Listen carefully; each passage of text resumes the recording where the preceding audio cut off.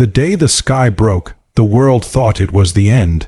It began as a whisper, radio static, satellites losing contact, telescopes catching glimpses of black shapes beyond the moon. Within hours, the truth descended like a curtain of death. The Vaith Dominion had come. They had ruled the stars for 10,000 years. To them, worlds were not homes but farms. Species were not allies but cattle. History remembered them not as conquerors but as executioners. And now, their gaze was fixed on Earth. The first ship arrived like a nightmare. It was not sleek, not graceful, but a fortress the size of a continent. Its hull devoured sunlight, casting shadows across cities below. From Beijing to New York, millions stared upward, unable to breathe. "This is the end," someone whispered on live broadcast. But Earth was not a world that had learned surrender. The Dominion made their demands. Their holograms beamed across every screen, alien voices dripping with contempt. "Kneel, you are weak. Serve, and perhaps a fraction of you will survive." Humanity's answer came not from generals, but from a mother in Lagos, who hurled a rock at the first patrol that landed on her street. The alien soldier fell, stunned, as her neighbors swarmed.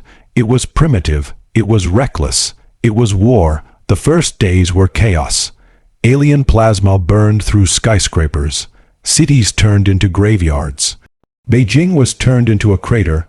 Paris drowned in fire.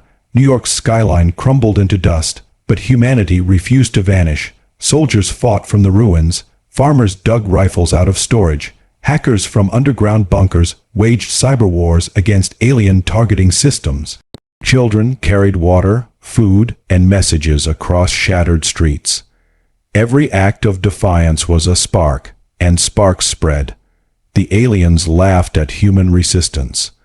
But when nuclear fire consumed half their fleet over the Pacific, the laughter died. The Dominion sent their ground forces to finish the war. Armored giants marched across continents, yet they discovered Earth was not a battlefield. It was a trap. In the jungles of Brazil, human guerrillas struck from the shadows. Explosives hidden in trees, ambushes by night, entire platoons swallowed by rivers of flame. In the frozen tundra of Siberia, hunters led aliens onto thin ice, where artillery cracked the surface and swallowed machines whole. In the deserts of Africa, tribes who had survived centuries of hardship turned the sand itself into a weapon, burying alien tanks until they suffocated. Humanity had no single army. Humanity itself was the army. For every city the aliens destroyed, 10 more resistance cells were born. For every human who died, 100 more picked up their weapon. And always, on every captured broadcast, humanity's leaders repeated the same words: "We are human.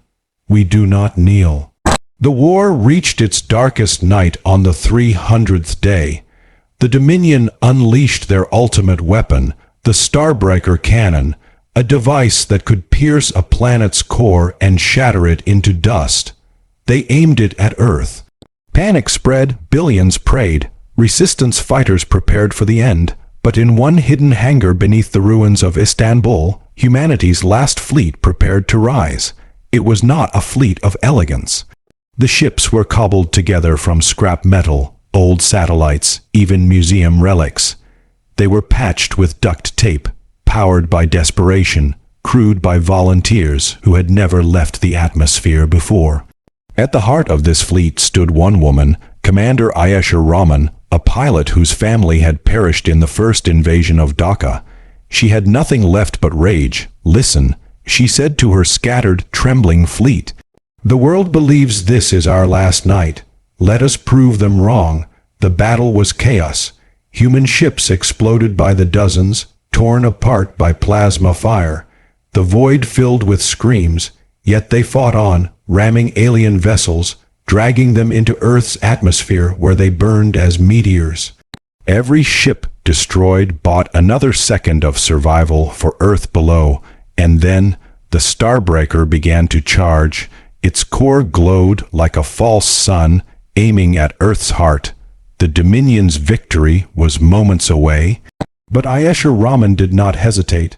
Her ship burning, shields shattered, engines barely alive, aimed directly at the weapon's heart. "This is humanity's answer," she whispered, and she drove her vessel into the core. The explosion lit the skies brighter than the sun. Alien ships vaporized in the shockwave. The starbreaker cracked apart, fragments scattering into orbit like dying stars. For a moment, silence fell. And then, roars, cheers, humanity lived. The Dominion, for the first time in 10,000 years, retreated.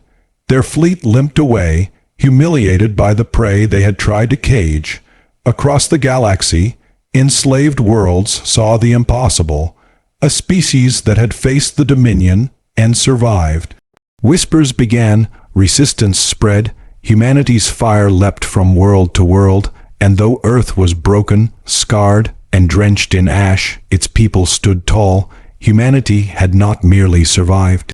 Humanity had become a beacon. Decades later, when children asked about the war, survivors would speak not of the pain but of the spirit. They would tell the story of a world that refused to kneel. They would tell of mothers with rocks, hunters with traps, hackers with code, children with courage. They would tell of Commander Ayesha Rahman, the woman who lit the sky, and they would end with the words that had carried them through the fire. "We are human. We do not kneel.